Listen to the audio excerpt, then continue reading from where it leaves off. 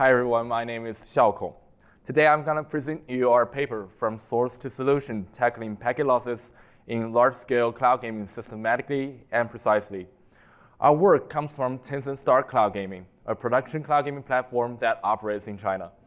The game runs in the cloud. The user receives an interactive video stream while the keyboard, mouse, or controller input goes back to the cloud. That makes the network problem different from normal video streaming. We cannot hide instability behind a large playback buffer. If a frame arrives late after the user acts, the game immediately feels less responsive. We call ourselves the system LADR, loss avoidance, detection, and recovery. That name is also the story. In production, packet loss is not only something we recover from after it happens. Some losses can be avoided. The remaining ones should be detected earlier, and only then should we recover those losses.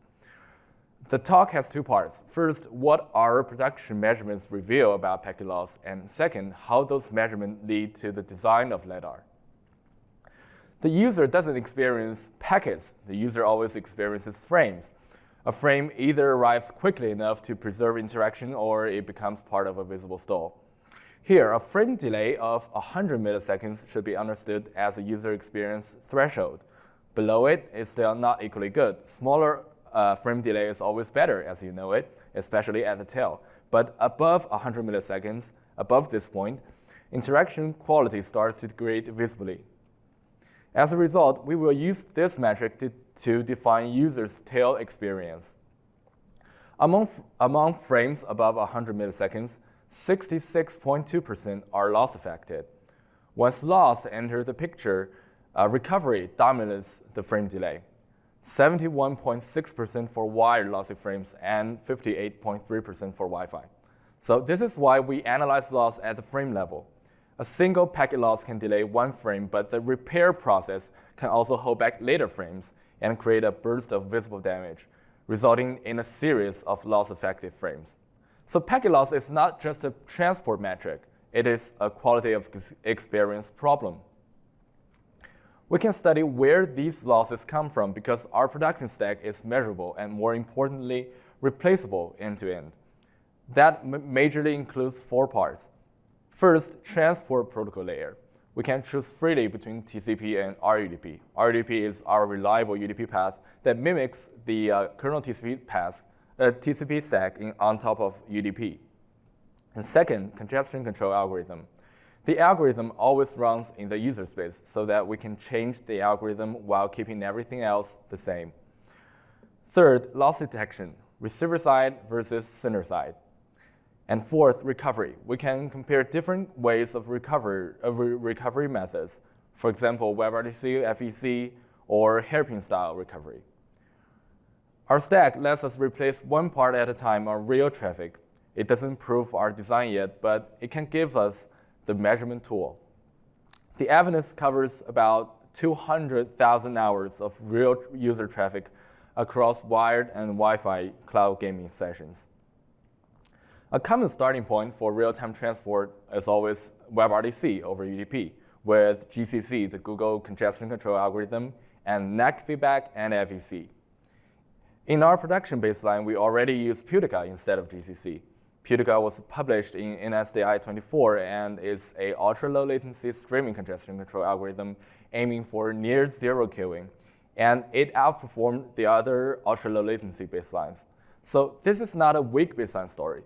The problem is many of these defaults were designed for lower bitrate and more relaxed latency. Cloud gaming is different. More than 20 megabits per second, and as I mentioned before, a frame tail above 100 milliseconds can visibly hurt interaction. The question is whether the conventional assumptions still hold when the operating envelope changes so much. Now let's revisit four assumptions under traditional WebRTC style design. The first finding is about transport protocol choice. UDP is often treated as the natural low latency path, but under the same control logic, TCP has 44.8% lower packet loss than UDP or RUDP in our production network. The takeaway is not that UDP is universally better. The takeaway is that production networks do not always treat the two protocols equally. ISP policies, queues, and mailboxes can create protocol-dependent loss even when sender behavior is otherwise comparable. That means some packet loss is not random noise. It is created by the transport path. For our design, this motivates a TCP-first path while keeping RUDP available when FEC is actually used.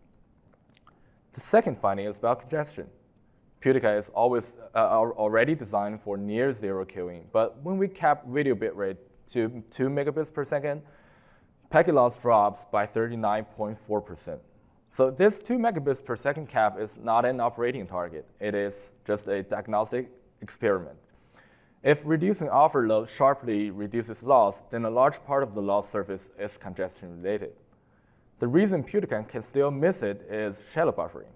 After Putica, most losses happen when queuing delay is still very low. For these retransmission-heavy frames, the P80 and packet queuing delay is below 4 milliseconds on wired network and below 15 milliseconds on Wi-Fi. So a shallow buffer may overflow before it produces a stable delay signal. In that case, delay-based control sees too little warning, and the first strong signal would be that packet loss. This motivates a loss-based bitrate control as a complement to Putica.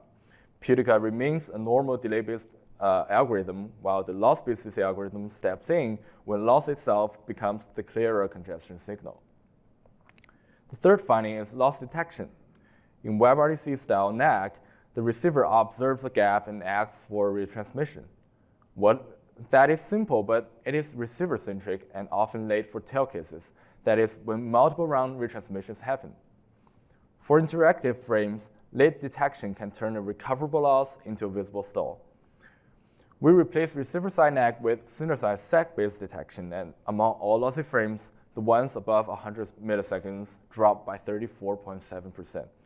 So detection is not a minor implementation detail.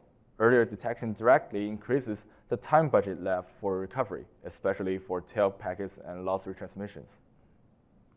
And the fourth final finding is about FEC. FEC is useful, and we are not arguing against it. It works best when losses are random, sparse, and predictable. But our production losses are often short, bursty, and hard to predict. The numbers shows both sides. For FEC-enabled lossy frames, recoverability reaches 99.1%, so FEC itself can work perfectly. But only 48.4% of lossy frames are actually FEC-enabled. And the timing also matters. 82.3% of loss events last fewer than 3 frame intervals. In other words, the pattern changes quickly, and it is not periodic enough to rely on prediction alone. So the main issue is not simply making FEC stronger. It is deciding when FEC is the right tool. If we enable it too broadly, we pay overhead. If we enable it too late, the frame still arrives too late. So in our design, we use FEC opportunistically. We enable it only for the residual patterns where redundancy is likely to help. Now we can state our design. The key is that each component is attached to a measured loss source. First, protocol bias leads to static avoidance. We use TCP as the default path because our production network is not UDP neutral. Our UDP stays available when FEC can pay for itself. Second, shallow buffer congestion leads to runtime avoidance. Putica, the delay-based congestion control algorithm, handles normal near-zero queuing case. But we add another cubic-like loss-based bitrate control, or LBBC. It steps in when packet loss is the clearer congestion signal than queuing delay. Third, weak receiver-side NAC is replaced by the more complete sender-side detection. SAC-based sender-side detection plus TLP exposes retransmission loss and tail loss earlier than waiting for receiver-side repair request. Fourth, FEC mismatch leads to a targeted recovery. We use reactive rate limit, or RL. Once losses become severe, it slows repair traffic, prioritizes the frame that matters most, and keeps recovery from creating more backlog. FEC is then used only for the hard residual cases. So our main data-driven point is that we are not just building stronger FEC. We avoid, detect, and recover in that very order. So we implement these choices through proxy-controlled multi-connection transport. Our proxy manages the connection pool, frame distribution, rate control, packet health, and frame freshness. By default, we use multiple TCP connections. This gives us the lower loss TCP path while reducing the impact of header-line blocking through connection-level parallelism. RADP remains in the pool, of course. Our 4 design choices become deployable here. TCP-first multi-connection transport avoids protocol-induced loss. Loss bit rate control plus Pudica handles latency and shallow buffer loss congestions. Center-side detection exposes losses earlier, and reactive rate limiting and opportunistic FEC recover the remaining hard cases. This is where our measurement story becomes our system. Every component is attached to a specific failure model. Now we look at production results at the frame level tail. First, packet loss. Our system averages 0.049% packet loss, which is 20% lower than the UDP-based WebRTC and hairpin baselines. Second, lossy frames. Only 0.151% of frames needs loss recovery. WebRTC is 0.518% and hairpin is 1.021%. So our system is 71% lower than WebRTC and 85% lower than hairpin.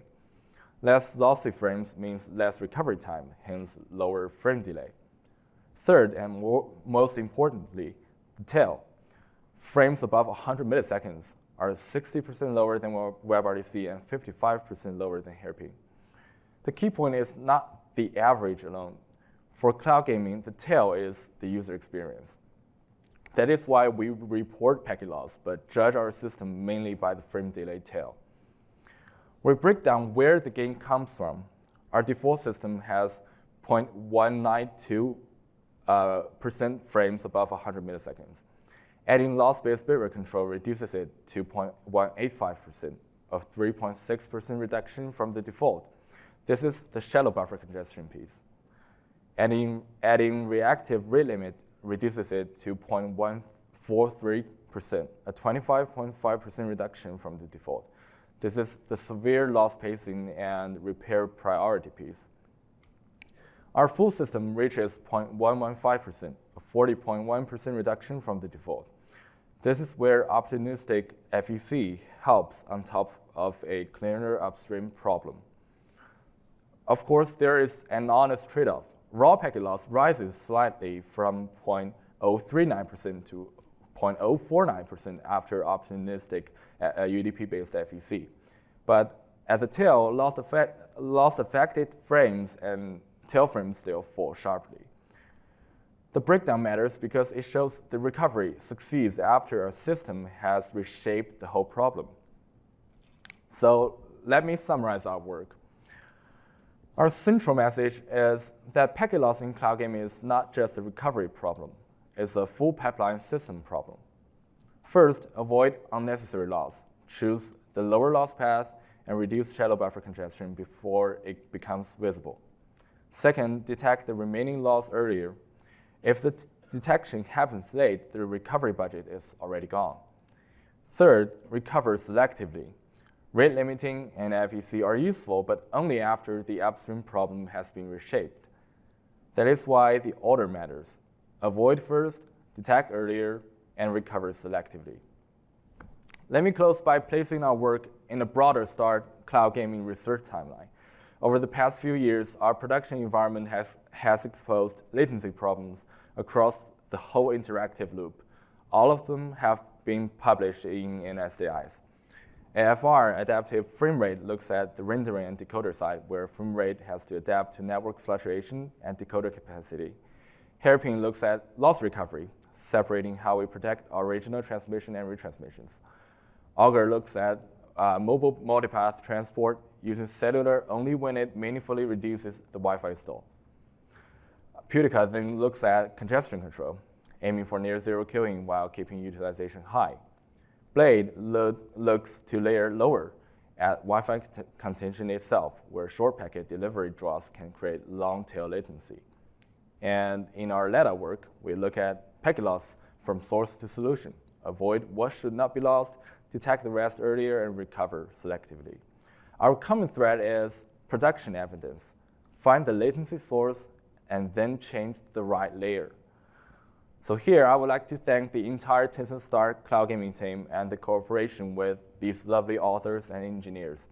Our work depends on the production platform, the operational support, and the engineering effort behind these large-scale measurements. And finally, I want to especially thank Mr. Honghao Liu, whose leadership has shaped our long-term research on ultra-low latency video transport. Thank you, and I'm happy to take questions.